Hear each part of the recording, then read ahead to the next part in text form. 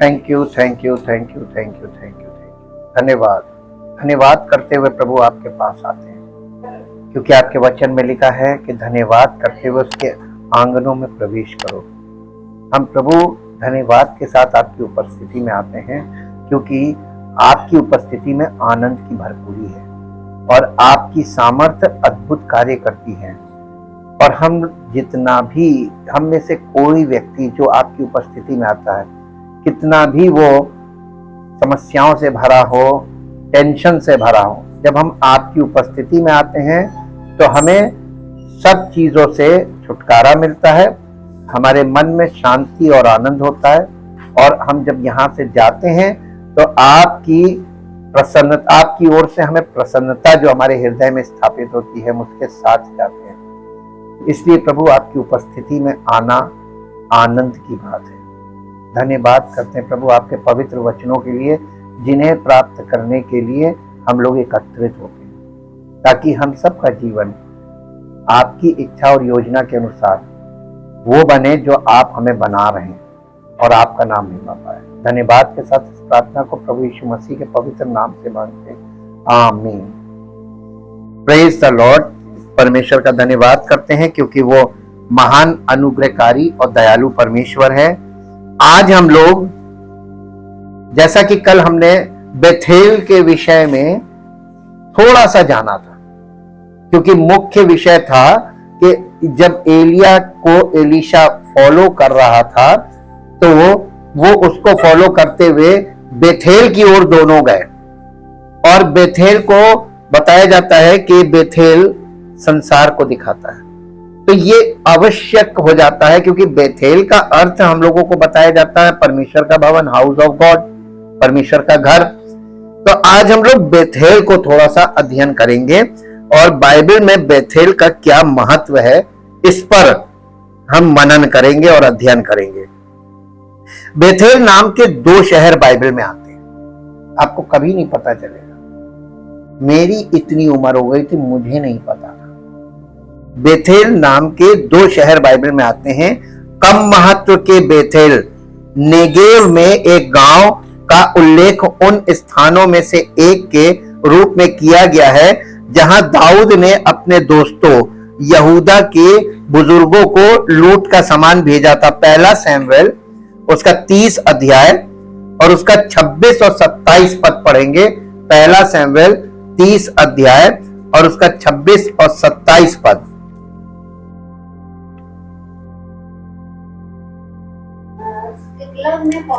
सिकलग में पहुंचकर दाऊद ने यहूदी पुरनियों के पास जो उसके मित्र थे लूट के माल में से कुछ भेजा और ये संदेशा भेजा यहोवा के शत्रुओं से ली हुई लूट में से तुम्हारे लिए ये भेंट है। 27 पर अर्थात बेतेल दक्षिण देश के रामोत, यतीर, अरोएर, सिपमोत, एश्तमो, रकाल, यरेमेलियों के नगरों, केनियों के नगरों, होरमा, कोराशान, अताक, हेब्रोन आदि जितने स्थानों में दाऊद अपने जनों समेत फिरा करता था, उन सब के पुरनियों के पास उसने कुछ भेजा। ये बेतेल जो है ये बिल्कुल अलग है और ये बहुत ज्यादा फेमस नहीं रहा। ये भी एक बेतेल है, लेकिन इसके अलावा हम लोग जिस बेतेल को अध्ययन कर रहे हैं वो बेतेल जो जहां पर अब्राहम ने वेदी बनाई थी, वो एक और बेतेल है, वो दूसरा बेतेल है। और एक और बेतेल बाइबल में सबसे महत्वपूर्ण शहर ऐ के पास यरूशलेम से लगभग 11 मील उत्तर में स्थित था, जिसके विषय में हम लगातार अध्ययन कर रहे हैं। स्थित था। ये एक प्रमुख व्यापारिक केंद्र बेथेल एक चौराहे पर खड़ा था, जिसकी उत्तर दक्षिण सड़क मध्य पहाड़ी देश से होकर दक्षिण में हेब्रोन से उत्तर में शेकेम तक जाती थी, और इसका मुख्य पूर्व पश्चिम मार्ग यरीहो से भूमध्य सागर तक जाता था। पुराने नियम में बेथेल की तुलना में केवल यरूशलेम का अधिक बार उल्लेख किया गया है। यरूशलेम आपको ज्यादा मिलेगा, लेकिन उसी से बिल्कुल लगा हुआ था बेथेल, इसका ज्यादा वर्णन नहीं मिलता है। हिब्रू नाम बेथेल का अर्थ है परमेश्वर का घर, और ये शहर एक प्रमुख अभयारण्य स्थल दोनों को संदर्भित करता है, जो इज़राइल के उत्तरी राज्य के लिए वहां स्थापित किया गया था। बेथेल अप्रैम और बिन्यामीन के गोत्रों के बीच की सीमा पर बैठा और अंततः इज़राइल के उत्तरी राज्य और यहूदा के दक्षिणी राज्य के बीच की सीमा को चित्रित करता है। हालांकि बेथेल शुष्क पहाड़ी देश में था, कई प्राकृतिक झरने इसके निवासियों के लिए प्रचुर मात्रा में पानी की आपूर्ति करते थे। ये था बहुत, इसकी जो लोकेशन थी बहुत अच्छी थी। बेथेल का उल्लेख पहली बार बाइबल में अब्राहम के संबंध में किया गया है, जिसने वहां परमेश्वर के लिए एक वेदी बनाई थी। वहां से अब्राहम बेतेल के पूर्व की ओर पहाड़ियों की ओर गया और अपना तंबू खड़ा किया। पश्चिम में बेतेल और पूर्व में आए था। वहां उसने यहोवा के लिए एक वेदी बनाई और यहोवा से प्रार्थना की, जो कि उत्पत्ति 12 अध्याय के 8 पद में हमने कल पढ़ा था।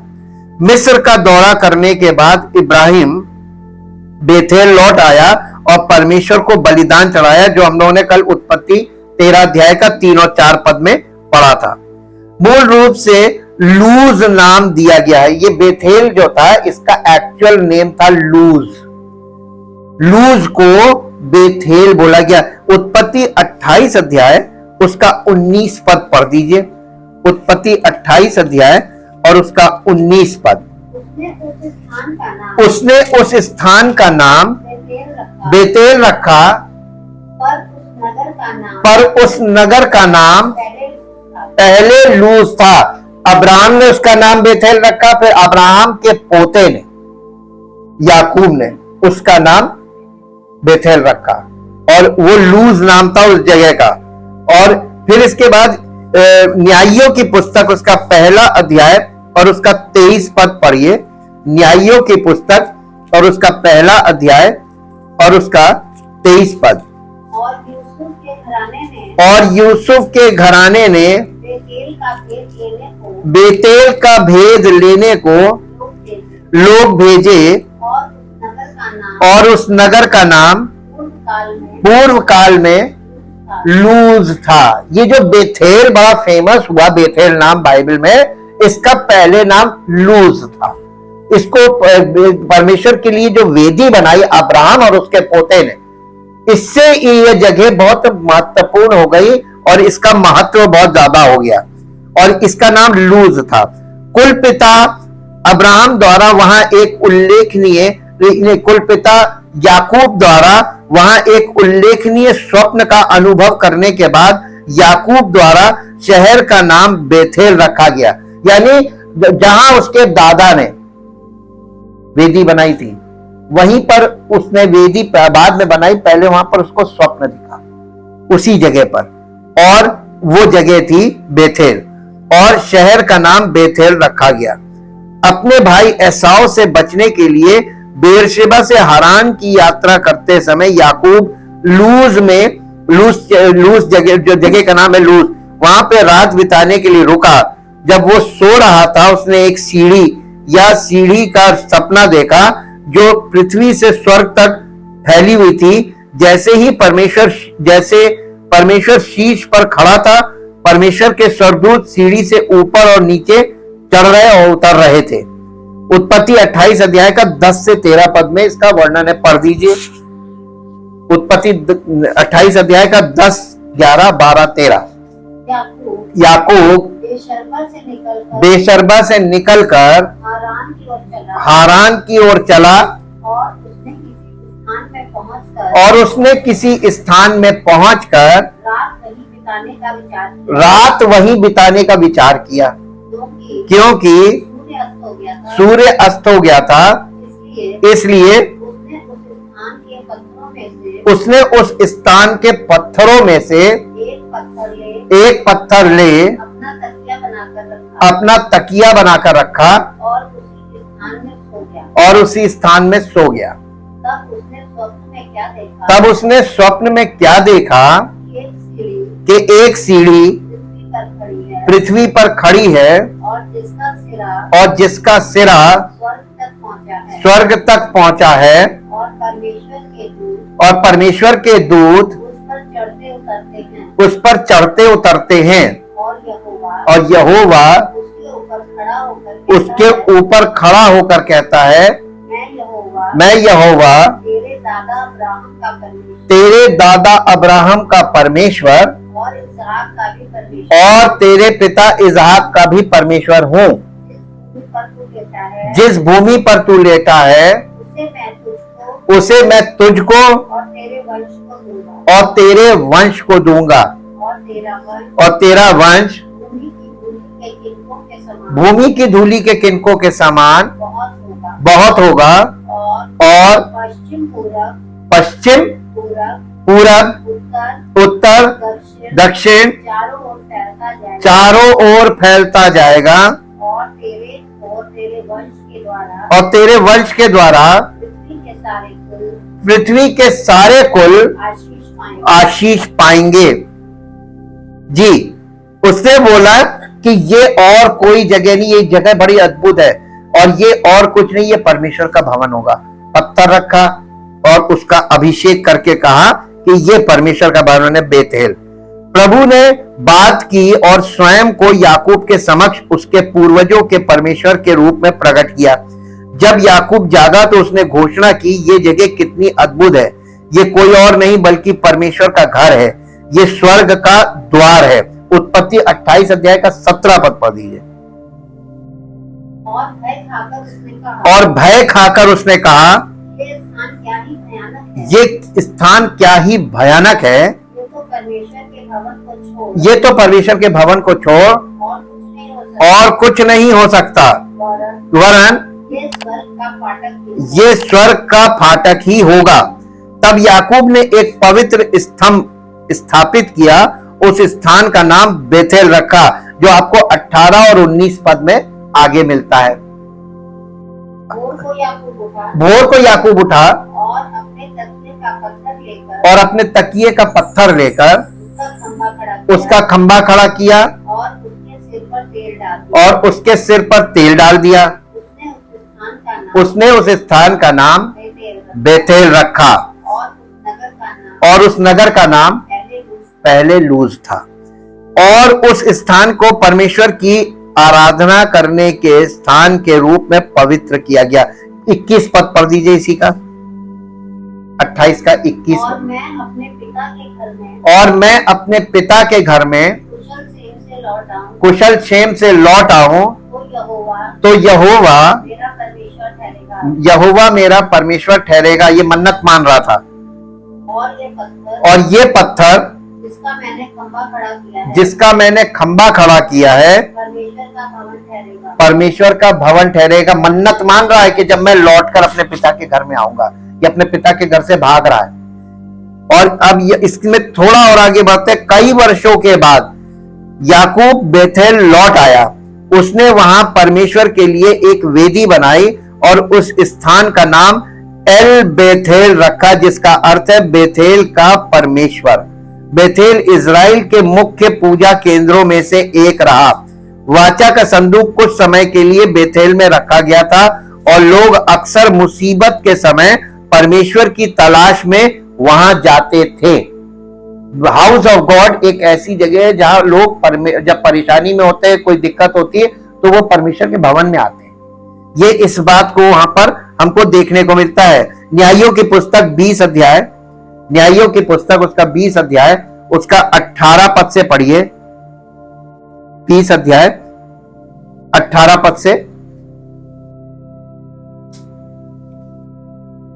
न्यायों की पुस्तक 20 अध्याय 18 पद से। तब इजराइली उठकर बेतेल को गए और ये कहकर परमेश्वर से सलाह ली, और इजराइलियों ने पूछा, हम में से कौन बिन्यामीनियों से लड़ने को पहले चढ़ाई करे। यहोवा ने कहा, यहूदा पहले चढ़ाई करे। जी। तब इजराइलियों ने सवेरे उठकर गिबा के सामने डेरे डाले, और इजराइली पुरुष बिन्यामीनियों से लड़ने को निकल गए, और इजराइली पुरुषों ने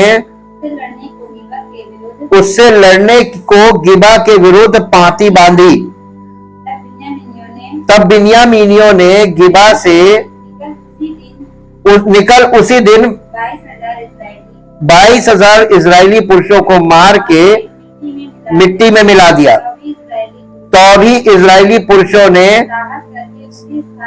साहस करके उसी स्थान में जहां उन्होंने पहले दिन पाती बांधी थी, फिर पाती बांधी, और इजरायली जाकर सांझ तक यहोवा के सामने रोते रहे, और ये कहकर यहोवा से पूछा, क्या हम अपने भाई बिन्यामीनियों से लड़ने को फिर पास जाएं? क्या हम अपने भाई बिन्यामीनियों से लड़ने को फिर पास जाएं? यहोवा ने कहा, हाँ, उन पर चढ़ाई करो। तब दूसरे दिन इजरायली बिन्यामीनियों के निकट पहुंचे। तब बिन्यामीनियों ने दूसरे दिन उनका सामना करने को गिबा से निकलकर फिर 18,000 इजरायली पुरुषों को मार के, जो सबके सब तलवार चलाने वाले थे, मिट्टी में मिला दिया। जी। तब सब इजरायली वरन सब लोग बेतेल को गए, और रोते हुए यहोवा के सामने बैठे रहे, और उस दिन सांझ तक उपवास किया, और यहोवा को होम बलि और मेल बलि चढ़ाए। और इजराइलियों ने यहोवा से सलाह ली। उस समय परमेश्वर के वाचा का संदूक वही था, और पीनहास जो हारून का पोता और एलियाजार का पुत्र था, उन दिनों में उसके सामने, किसके? वाचा के संदूक के सामने ये याजक था। उन्होंने पूछा, क्या हम एक और बार अपने भाई बिन्यामीनियों से लड़ने को निकले या उनको छोड़ दें? यहोवा ने कहा, चढ़ाई कर, क्योंकि कल मैं उनको तेरे हाथ में कर दूंगा। तब इजराइलियों ने गिबा के चारों ओर लोगों को घात में बैठाया। तीसरे दिन इजराइलियों ने बिन्यामीनियों पर फिर चढ़ाई की, और पहले के समान गिबा के विरुद्ध पाती बांधी। तब बिन्यामीनी उन लोगों का सामना करने को निकले, और नगर के पास से खींचे गए, और जो दो सड़क, एक बेतेल को और दूसरी गिबा को गई है, उनमें पहले के समान मारने लगे, और मैदान में कोई 30 इजरायली मारे गए। बिन्यामीनी कहने लगे, वे पहले के समान हमसे मारे जाते हैं। परंतु इजराइलियों ने कहा, हम भागकर उनको नगरों में से सड़कों में खींच ले आए। तब सब इजरायली पुरुषों ने अपने स्थान से उठकर बलतामार में पाती बांधी, और घात में बैठे हुए इजरायली अपने स्थान से से अचानक निकले, तब सब इजरायलियों में से छांटे हुए 10,000 पुरुष गिबा के सामने आए और घोर लड़ाई होने लगी, परंतु वे न जानते थे कि हम पर अभी पड़ना चाहती है। तब यहोवा ने बिन्यामीनियों को इजराइलियों से हरवा दिया और उस दिन इजराइलियों ने 25,100 बिन्यामीनी पुरुषों को नष्ट किया, जो सब के सब तलवार चलाने वाले थे। परमेश्वर ने तीसरी बार में उनको जिताया है। लेकिन परमेश्वर, आपने क्या सीखा? जब आप परमेश्वर के भवन में आते हैं, बार बार आते हैं, आपको लगता है कि अरे हम अभी भी मेरे साथ गलत हो रहा, अभी भी मेरे साथ। आप इतिहास में जाके देखिए, परमेश्वर हरवाता क्यों है?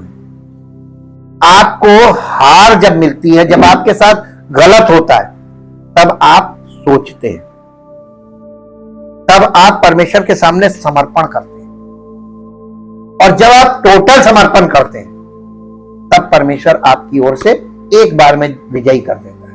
ये क्यों हो रहा था? क्योंकि परमेश्वर उनको समर्पित करना मांग रहा था। समर्पण करो। ये इजराइलियों से हम लोगों को भी, कलीसिया को सीखने को मिलता है। बाइबल कहती है कि रिबका की नर्स दबोरा को बेथेल के पास एक ओक के पेड़ के नीचे दफनाया गया था। उत्पत्ति 35 अध्याय उसका 8 पद। उत्पत्ति 35 अध्याय उसका 8 पद पढ़ दीजिए। और रिबका की दूध पिलाने हारी धाय तबोरा मर गई, और बेतेल के बांज वृक्ष के निचले भाग में उसको मिट्टी दी गई, और उस बांज वृक्ष का नाम, हाँ, उसका नाम अल्लो रकमोट रखा गया।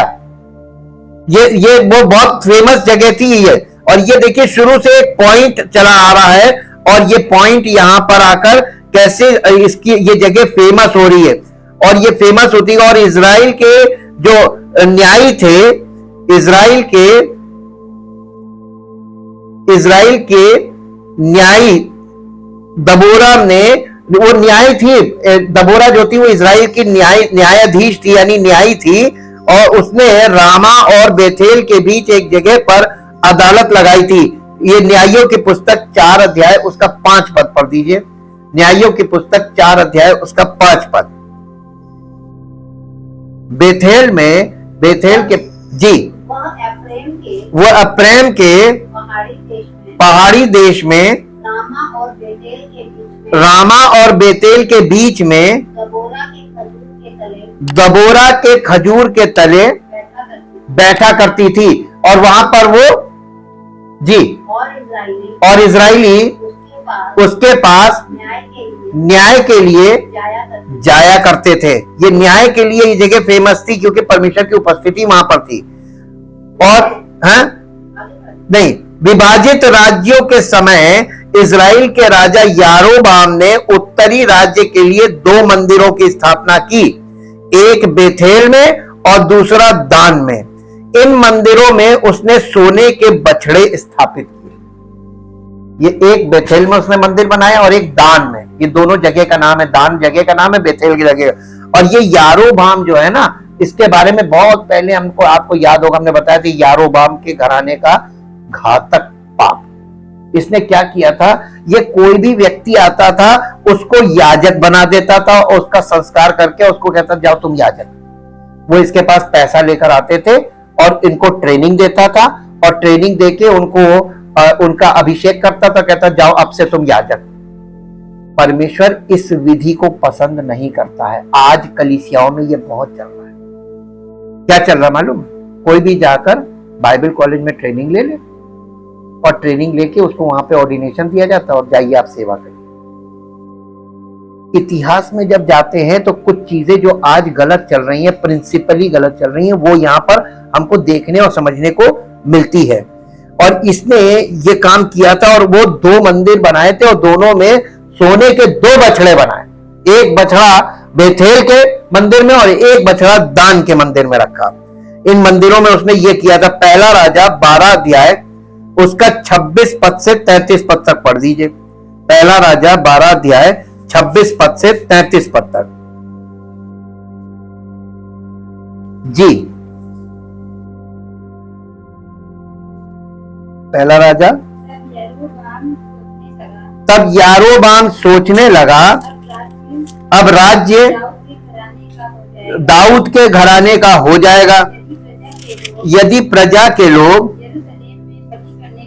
यरूशलेम में बलि करने को जाएं तो उनका मन अपने स्वामी यहूदा के राजा रहोब्याम की ओर फिरेगा और वे मुझे घात करके यहूदा के राजा ये रहोब्याम के हो जाएंगे। अतः राजा ने संपत्ति नहीं लिखा हो, सम्मति लेकर, सलाह लेकर सोने के 2 बछड़े बनाए और लोगों से कहा यरूशलेम को जाना तुम्हारी शक्ति से बाहर है। इसलिए हे इज़राइल अपने देवताओं को देखो जो तुम्हें मिस्र देश से निकाल लाए हैं। उसने एक बछड़े को बेतेल और दूसरे को दान में स्थापित किया। अब यहाँ और ये बात पाप का कारण हुई। इजरायली को पाप में किसने फंसाया? यारोबाम ने। इसके पीछे राजनीति चल रही है। राजनीति जो है वो कैसे रिलीजन को इस्तेमाल करती है आज के युग में आपको स्पष्ट दिखाई दे रहा होगा, और अब नहीं समझे तो कभी नहीं समझ पाओगे।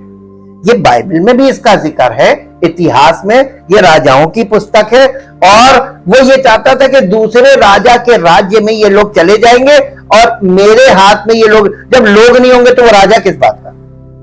तो उसको ये डर था कि ये लोगों को अपने साथ जोड़ के, तो उसने रिलीजन का इस्तेमाल किया। उसने मंदिर बनाए, उसमें 2 सोने के बछड़े लगाए और दोनों मंदिरों को ऐसा रखा कि यरूशलेम जाने की जरूरत नहीं है। अब आप ये बताइए कि यहां पर आपको एक कॉन्सेप्ट जो आज कलीसियाओं में चल रहा है, ये कॉन्सेप्ट आपको देखने को मिला। अरे इतनी दूर तुम कहां जाओगे, पास में खोल दो। आजकल कलीसियाएं क्या कर रहे हैं, संस्थाएं क्या कर रही हैं? ब्रांचेस खोल रही हैं। क्यों? परमेश्वर ने लोगों को, इस्राएलियों को यरूशलेम में साल में 3 बार अनिवार्य किया था आना, और वो एक जो यात्रा होती थी, और वो यात्रा परमेश्वर की बुलाहट की यात्रा जो उनको पूरी दुनिया से उस जगह जाने के लिए करनी होती थी, उसी को तीर्थ बोलते हैं। और लोग उसको करना बंद कर दें और लोग अपने आसपास कहीं पर चले जाएं। आज आपको ये कॉन्सेप्ट कलीसिया में बहुत देखने को मिलता है। जैसे इजराइलियों में गलत चीजें चली, वही सेम चीजें आज कलीसियाओं में चल रही। सेम कॉन्सेप्ट्स यहां पर चल रहे हैं। अब यहां से आपको ये देखने को मिल गया कि बाइबल कितनी गहराई से सब चीजों को दिखाती है, किस प्रकार झूठी शिक्षा कैसे काम करती है। और यहां हम लोगों ने इस चीज को देखा और समझा, और अब ये पता चला कि ये जो यारोबाम था, यारोबाम वाली गलती आज बहुत लोग कर रहे हैं। परमेश्वर ने अक्सर बेथेल में उपदेश देने के लिए भविष्यवक्ताओं को भेजा। पहला राजा 13 अध्याय 1 से 10 पद तक पढ़ दीजिए। पहला राजा। तब यहोवा से वचन पाकर परमेश्वर का कैसे गया? यहोवा से वचन पाकर परमेश्वर का एक जन यहूदा से बेतेल को आया, और यारोबाम धूप जलाने के लिए वेदी के पास खड़ा था। उस जन ने यहोवा से वचन पाकर वेदी के विरुद्ध यूं पुकारा, वेदी, हे वेदी, यहोवा यूं कहता है कि सुन, दाऊद के कुल में योशिया नामक एक लड़का उत्पन्न होगा, वो उन ऊंचे स्थानों में वो उन ऊंचे स्थानों के याजकों को जो तुझ पर धूप जलाते हैं जो तुझ पर बलि कर देगा, और तुझ पर मनुष्यों की हड्डियां जलाई जाएंगी। और उसने उसी दिन ये कहकर उस बात का एक चिन्ह भी बताया,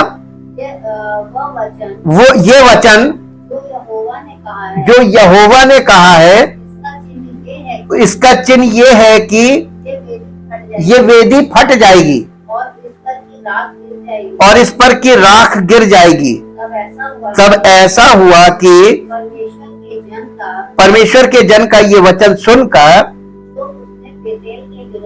जो उसने बेतेल के विरुद्ध पुकार कर कहा, यारोबाम ने वेदी के पास से हाथ बढ़ाकर कहा, उसको पकड़ लो। तब उसका हाथ जो उसकी ओर बढ़ाया गया था सूख गया और वो उसे अपनी ओर खींच ना सका, और वेदी फट गई और उस पर की राख गिर गई। अतः वो चिन्ह पूरा हुआ जो परमेश्वर के जन ने यहोवा से वचन पाकर कहा था। तब राजा ने परमेश्वर के जन से कहा, अपने परमेश्वर यहोवा को मना और मेरे लिए प्रार्थना कर कि मेरा हाथ ज्यों का त्यों हो जाए। तब परमेश्वर के जन ने यहोवा को मनाया और राजा का हाथ फिर ज्यों का त्यों हो गया। तब राजा ने परमेश्वर के जन से कहा, मेरे संग घर चलकर अपना प्राण ठंडा कर और मैं तुझे दान भी दूंगा। परमेश्वर के जन ने राजा से कहा, चाहे तू मुझे अपना आधा घर भी दे तो भी तेरे घर ना चलूंगा, और इस स्थान में मैं ना तो रोटी खाऊंगा ना पानी पीऊंगा, क्योंकि यहोवा के वचन के द्वारा मुझे यूं आज्ञा मिली है कि ना तो रोटी खाना ना पानी पीना और ना उस मार्ग से लौटना जिससे तू जाएगा। इसलिए वो उस मार्ग से जिससे बेतेल को गया था ना लौटकर दूसरे मार्ग से चला गया। आपने यहाँ पर देखा कि ये बेतेल क्यों मना किया जा रहा है। बेतेल का मतलब वर्ल्ड, संसार। यहाँ पे इतिहास में कुछ ऐसा होता चला गया कि बेतेल को परमेश्वर ने त्याग दिया, और इसी तरीके से इनमें से कई भविष्यवक्ताओं ने मूर्ति पूजा के केंद्र के रूप में बेतेल पर निर्णय और निंदा की। आमोस की पुस्तक में आ जाइए, 3 अध्याय, आमोस की पुस्तक 3 अध्याय उसका 14 पद पढ़ लीजिए। आमोस की पुस्तक 3 अध्याय और उसका 14 पद।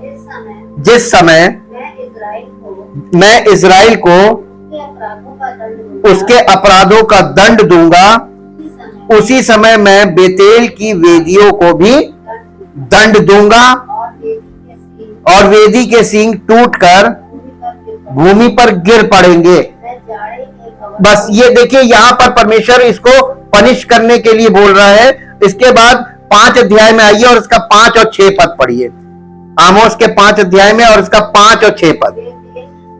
बेतेल की खोज में ना लगो और ना गिलगाल में प्रवेश करो और ना बेशरबा को जाओ, क्योंकि गिलगाल निश्चय बंधुआई में जाएगा और बेतेल सूना पड़ेगा। यहोवा की खोज करो तब जीवित रहोगे, नहीं तो वो यूसुफ के घराने पर आग के समान भड़केगा और वो आग उसे भस्म करेगी और बेतेल में कोई उसका बुझाने वाला ना होगा। अब इसके बाद आइए होशे 10 अध्याय। होशे नबी की पुस्तक उसका 10 अध्याय, होशे और उसका 10 अध्याय, 10 अध्याय का 15 पद, 10 अध्याय का 15 पद। तुम्हारी अत्यंत बुराई के कारण बेतेल से भी इसी प्रकार का व्यवहार किया जाएगा। भोर होते ही इजराइल का राजा पूरी रीति से मिट जाएगा। परमेश्वर अपने लोगों को छोड़ता नहीं है। ये इजराइल परमेश्वर के, इजरायली परमेश्वर के लोग थे, लेकिन वो अपने लोगों को बहुत भयानक तरीके से दंड देकर सारे संसार को ये मिसाल रखता है कि देखो परमेश्वर सच्चा न्यायी है, वो किसी का पक्ष नहीं करता। तुम ये उसको कभी मत जताना कि तुम उसके हो। वो तुमको भी कड़ा पनिशमेंट करके बाकियों को दिखा देगा कि अगर तुम सही नहीं होगे तो मैं तुम्हें भी पनिश करूंगा। ये इजराइलियों के या इतिहास में जाकर देखने से ये पता चलता है कि परमेश्वर माफ नहीं करता है। ये अनुग्रह जो हम पर उसके पुत्र के द्वारा हुआ है ना, इस बलिदान के द्वारा, क्रूसिफिक्शन के द्वारा, ये उसका प्रेम है। वो हम पर दया कर रहा है। पृथ्वी पर एलिया की सेवकाई के आखिरी दिन उसे और एलीशा को बेथेल में भविष्यवक्ताओं की एक मंडली का सामना करना पड़ा। इन भविष्यवक्ताओं ने एलिया के शीघ्र चले जाने की पुष्टि की। एलिया ने एलीशा से कहा, यहां रुको, यहोवा ने मुझे बेतेल को भेजा। परंतु एलीशा ने कहा, यहोवा के जीवन की शपथ और तेरे जीवन की शपथ, मैं तुझे ना छोड़ूंगा। इसलिए वे बेतेल को चले गए। बेतेल में नबियों का एक दल एलीशा के पास आया और उसने पूछा, क्या तू जानता है कि यहोवा तेरे स्वामी को तुझसे छीन लेगा? हाँ, मुझे पता है, एलीशा ने उत्तर दिया, इसलिए तुम चुप रहो। ये हम लोगों ने कल पढ़ा था, दूसरा राजा 2 अध्याय उसका 2-3 पद। एलीशा ने उत्तर दिया, इसलिए चुप रहो। एलीशा ने एलिया को छोड़ने से इनकार कर दिया। वो बड़े भविष्यवक्ता का पद संभालने के लिए पूरी तरह से प्रतिबद्ध थे और इस अवसर को चूकना नहीं चाहता था। इजराइल का उत्तरी साम्राज्य अश्शूरियों के हाथों में पड़ने के बाद बेथेल पुजारियों का घर बना रहा। दूसरा राजा 17 अध्याय उसका 28 पद से पढ़िए। दूसरा राजा 17 अध्याय 28 पद से।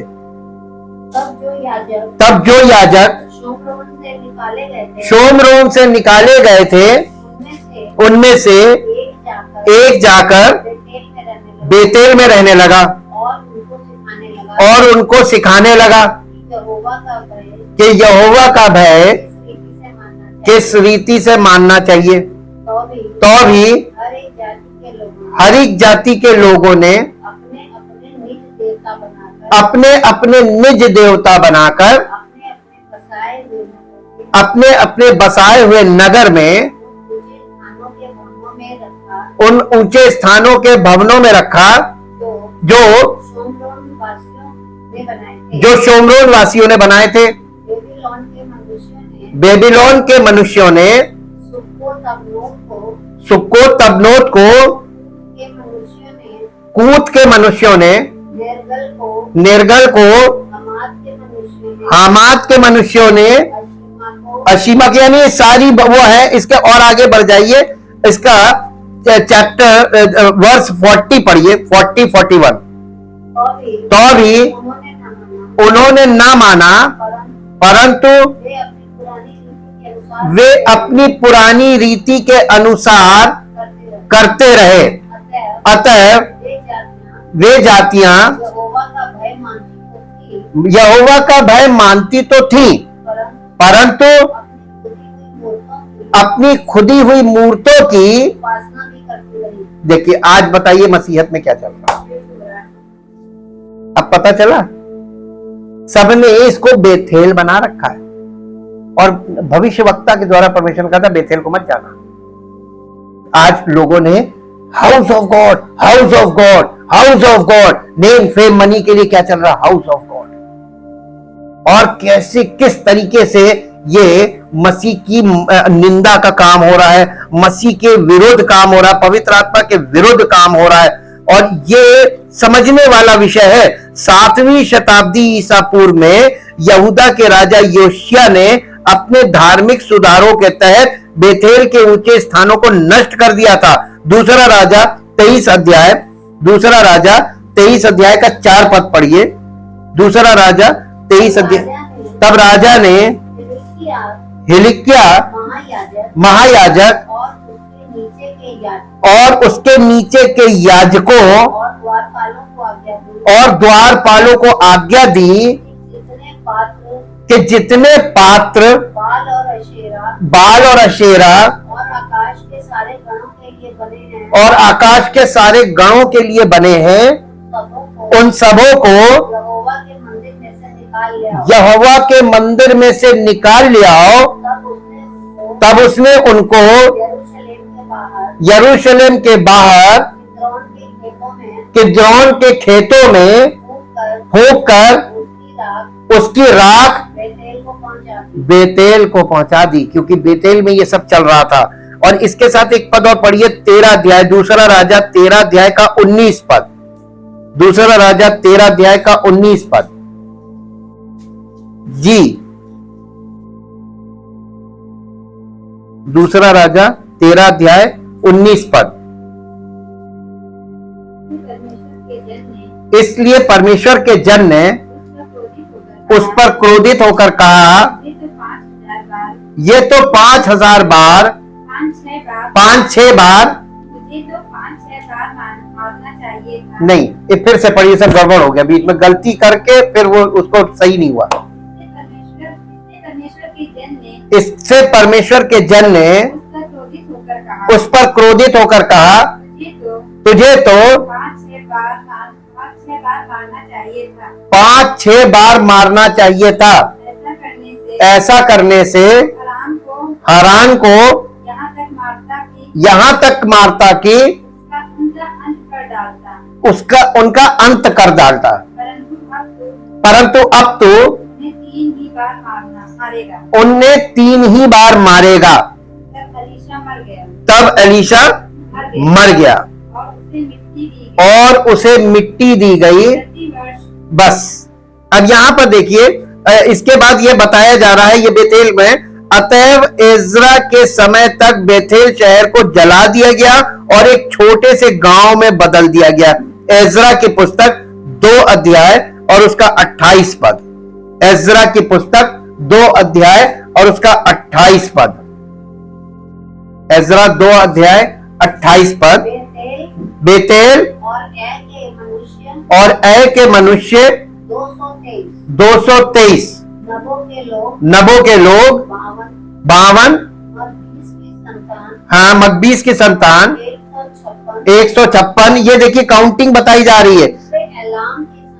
दूसरे एलाम की संतान 1254, हारीम की संतान 320, लोद, हादी और ओनो के लोग 725, यरीहो के लोग 345, सना के लोग। देखिए यहां पर क्या आ रहा है, 28वें पद में क्या लिखा है, बेतेल, ये लौटे हुए यहूदियों की सूची। जो इजरायली और यहूदी लोग इनमें रहते थे वो सब वापस आए यरूशलेम को। ये नगर सब सूने हो गए थे, खाली हो गए थे। ये आमोस के पुस्तक में यही तो बोला गया है, ये बेतेल सूना पड़ेगा। ये बताया जा रहा है, ये एजरा के टाइम में इसको खत्म कर दिया गया था। बेतेल शहर को जला दिया गया और एक छोटे से गांव में बदल दिया। और नए नियम में बेतेल का कोई उल्लेख नहीं मिलता है, बेतेल खत्म है। और आज लोग मालूम है बेतेल की मीनिंग को, जो पुराने नियम में दी हाउस ऑफ गॉड, आज कलीसिया के लोग इस मीनिंग को लगाकर कलीसिया को तो इतनी स्टडी ना तो लोग तो करते नहीं है, ना सेवक करते हैं, ना कलीसिया के लोग इतना अध्ययन करते हैं, ना सेवक करते, ना करवाते। भाई लीडरशिप ही तो लोगों को सिखाएगी, जो सिखाएगी वैसा। हम अपने बच्चों को क्या सिखाएंगे, जैसा हम सिखाएंगे वैसे ही, और जैसा हम चलेंगे वैसे ही वो चलेंगे। तो लोग कहां से पकड़ के चल रहे हैं? अपने जीवन में परमेश्वर के वचन के महत्व को आपको समझना पड़ेगा। परमपिता परमेश्वर, हम आपका हृदय से धन्यवाद करते हैं। आप महान हैं, आप पवित्र हैं, परम पवित्र हैं और आप सर्व सामर्थी हैं और आपका वचन एक्यूरेट है। और पवित्र आत्मा उस वचन की एक्यूरेसी से हर सच्चे मसीही विश्वासी को अवगत कराता है, ताकि आज जैसा संसार में सब तरह के भ्रम की टीचिंग्स चल रही हैं, सब उल्टी सीधी बातें एक दूसरे को सिखा रहे हैं, गलत विधियां सिखा रहे हैं, गलत तरीकों पे जा रहे हैं और लोग भटक रहे हैं और मसीह के नाम की निंदा हो रही है। प्रभु, हम आपका धन्यवाद करते हैं पवित्र आत्मा पवित्र वचनों के लिए, और चाहते प्रभु जितने लोग यहां से जुड़ते हैं उन सब का जीवन सच्चाई से भरा हो, एक्यूरेसी में आगे बढ़े और जयवंत और फलवंत होकर परमेश्वर की महिमा का कारण बने, ताकि सारी महिमा उस महान परमेश्वर को मिले जिसने हमें मसीह में बुलाया ही इसलिए है, और हम सब का जीवन आपस में प्रेम और परमेश्वर की महिमा की योग्य हो। धन्यवाद के साथ इस प्रार्थना को प्रभु यीशु मसीह के पवित्र नाम से मांगते हैं, आमीन। प्रेज़